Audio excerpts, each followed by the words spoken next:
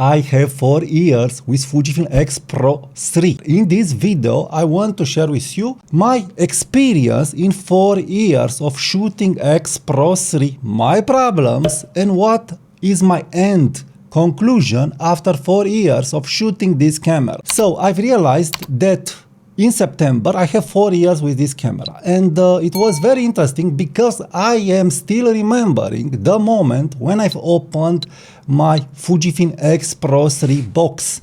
I was wowed when I've looked into the viewfinder, and one of the reasons why I've bought X-PRO3 because I wanted to have a camera like a Leica. Of course, this is why I'm using Fujifilm X-PRO3 and Fujifilm cameras. For me, Fujifilm cameras are poor man's Leica. And let's see how it went. Well, after opening the box and after using the camera, and I was very impressed with it, I've started to have problems. The optical viewfinder was burned by the frame lines.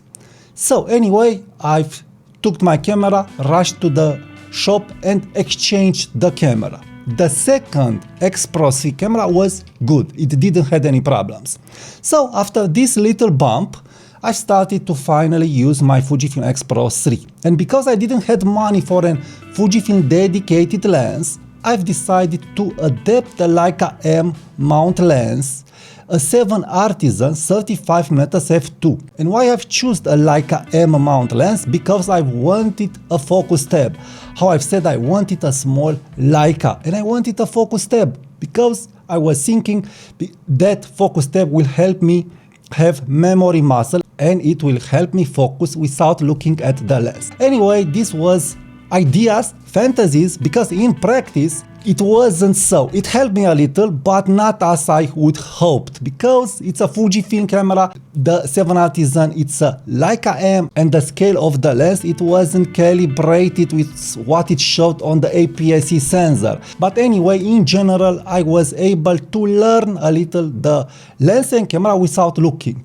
So after using that combo for several months, I was able to get shots without looking. Yes, it was hard at first, again, not calibrated, so I couldn't look at the scale and said, yes, this is the right scale if I'm here. No, but in time, I was able to know where to focus the lens without looking it on my Fujifilm X-PRO3. I've got good shots by night at f2 and lots of shots. Anyway, I was loving the combo very much, but the 7 Artisan lens, it was a lens that at f2 on an APS-C sensor wasn't rendering great results, especially at night, and if you will miss focus, a little soft. So of course I wanted to upgrade, but where I want to get is that the manual focus experience on Fujifilm X-PRO3, after I've nailed it, it was a very nice experience. And now after years and years, when I'm shooting a Leica, I must tell you that yes, you'll have a similar experience in shooting a manual lens with a Leica. Of course, the Leica, it is better because you have the rangefinder patch, the scale, it is optimized with the Leica M mount lenses. But now, after years, because at that time we didn't have Voigtlander lenses, now we have the Voigtlander lenses that have the scale optimized for the APS-C Fujifilm sensor. So you know where you are by looking at the scale. So now, finally, I have a fully functional X-PRO3 camera with a manual focusing lens. Okay, so it's as fun to shoot X-PRO3 as it was back in the days 4 years ago. From my point of view, yes, I do love Fujifilm X-PRO3, probably the most from all my cameras. This is the best camera that I've bought from Fujifilm, from my point of view, even if it has problems. And I will tell you immediately about the problems. Yes, the camera has problems. It's not a perfect camera, but for me it is the best tool for taking nice compositions and for enjoying photography. I love shooting X-PRO3 as much as I love shooting a Leica, probably from time to time even more, because it doesn't have the weight of a Leica M camera, so it's lighter, and this is important. Next, let's talk about the build quality of the camera. 4 years camera. This is a 4 years camera, and I didn't protect it at all. After 4 years, it's looking incredible, and I've used it, and I've used it, and I've used it, and I've used it. In winter time, in a very wet snow, with the 35mm f2.WR lens, I've got great, amazing results. The build quality regarding exterior, the materials, it is great. It is top-notch build quality. This camera in hand is feeling premium, it's feeling nice. You feel the metal, you have no complaints, you don't feel anything plasticky that will disturb you. And also the plastics are very good. So build quality top-notch till we get to the main problem of Fujifilm X-PRO3. So the main problem of Fujifilm X-PRO3, it seems to be that the screen will break in time. And yes, my screen is almost broke, not entirely broke. My sub monitor is not working anymore. My LCD screen, it's showing the image, but it loses touch gesture, it loses touch function, and probably in time will die forever. So what I can do, I can repair the camera, or I can let it like this to use it just with the optical viewfinder and the electronical viewfinder. And this is a dilemma for me. If I will not repair it, I will finally have a baby Leica MD camera, and this is very attractive for me and for other users. So a Leica MD camera without the screen. This is a big deal. A Leica MD camera, it is 6,000 euros at least. So this will be a mini Leica MD camera without the screen, so I'm not losing much. I will win experience using the optical viewfinder. The problem is that I do love to shoot this screen, this way of tilting the screen, more than any tilt screen that it's on the market. Of course, not always, I would say, not always. But when I am in that mood, when I want to compose and to make art, the optical viewfinder, the electronical viewfinder, and this screen that it's tilting like this, it's a joy to use. It's a fantastic tool for a light painter. It's a fantastic tool. No other tool is offering me the joy of using the screen like this. And it's not just the joy of using the screen like this. All it's natural. The movement and the flow of the movement, it is very natural.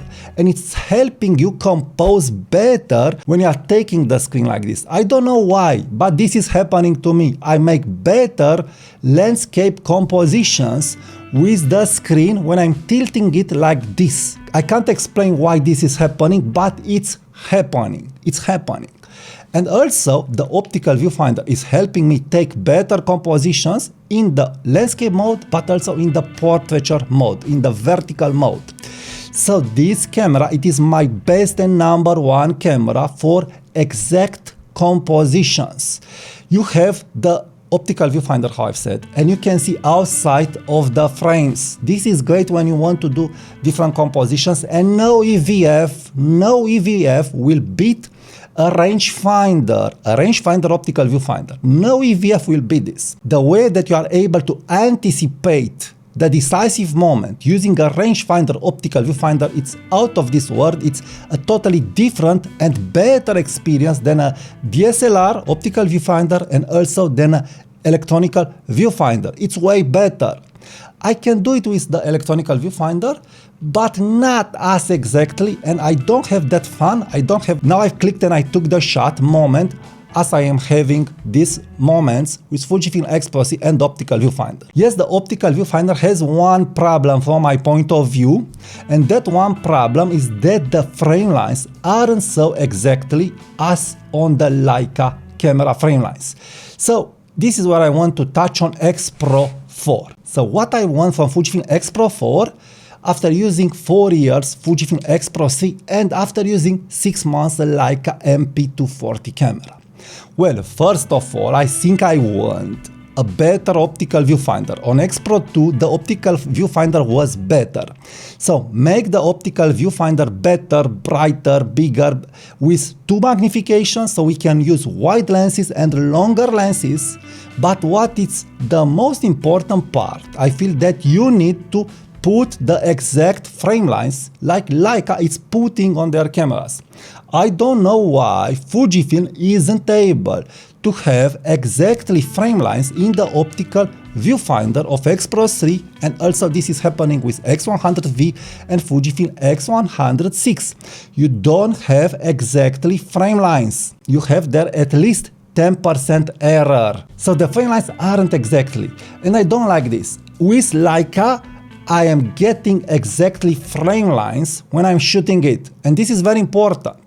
So very, very important, and I don't know why this wasn't addressed and why I have these errors with the frame lines. They aren't 100% exactly. So it is a little bit cumbersome. I want more exactly frame lines. This is very important for me. The next thing that I want, it is the 40 megapixel sensor from X-T50 and from X-T5. There is no discussion here. There is no discussion.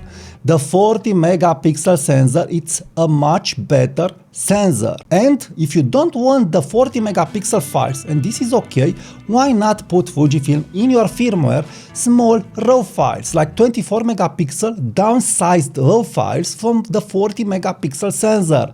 You have this on Sony A7, R4, R5 and other cameras. Why not also have this? It will be so simple and everybody will be happy.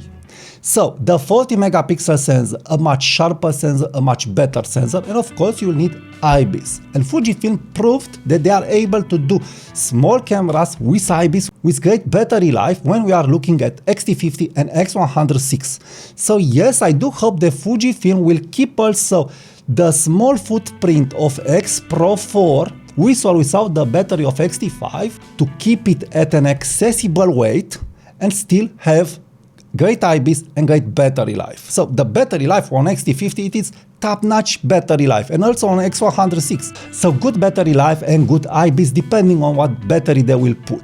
Next, I want Fujifilm to take in consideration the Voigtlander manual focusing lenses. Lots of people will buy Fujifilm X-PRO4 for a Leica replacement or for a poor man's Leica. Why not?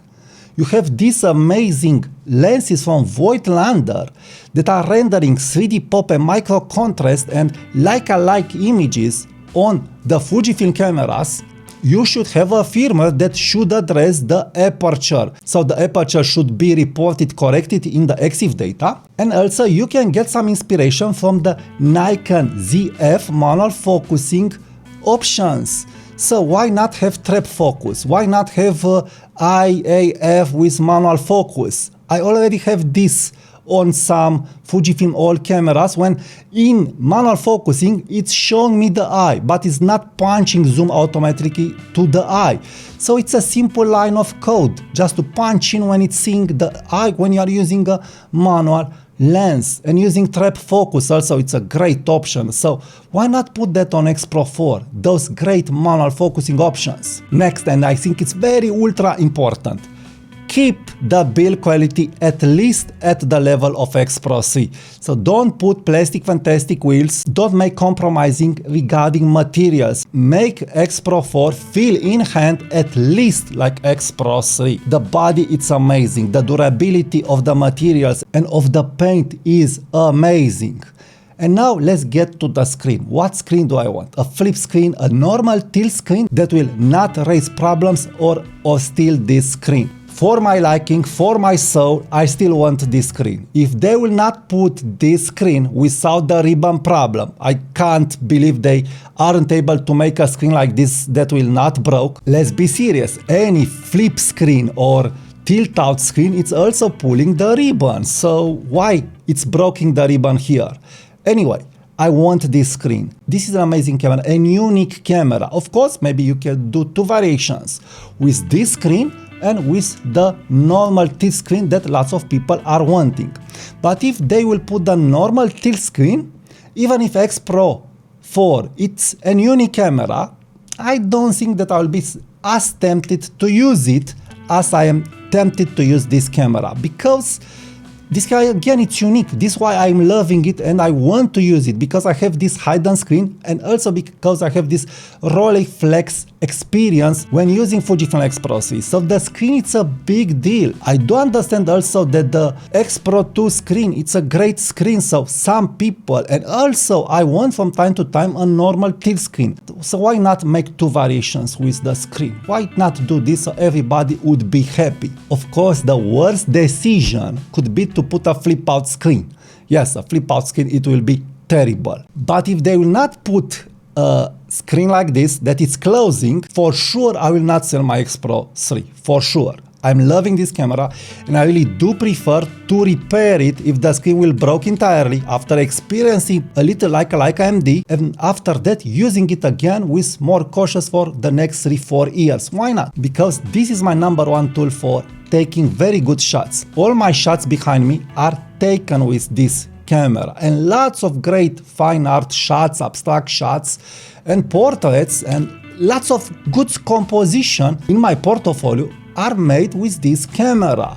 So every time when I'm looking at good pictures, I'm seeing Fujifilm X-PRO3, Fujifilm X-PRO3, Fujifilm X-PRO3. So every time, this camera, it's really helping you take better compositions, and I've made a video dedicated to this, and please be sure to check this video after this video if you want to learn more about Fujifilm X-PRO3 and how to use it. So if you are in content like this, please subscribe now to my channel, subscribe to my newsletter, give it a like, leave me your comments, and check my affiliate links if you want to buy something from the Amazon and if you want to buy something from the gear that I am using. Till then, thank you and I'll talk to you soon. Bye bye.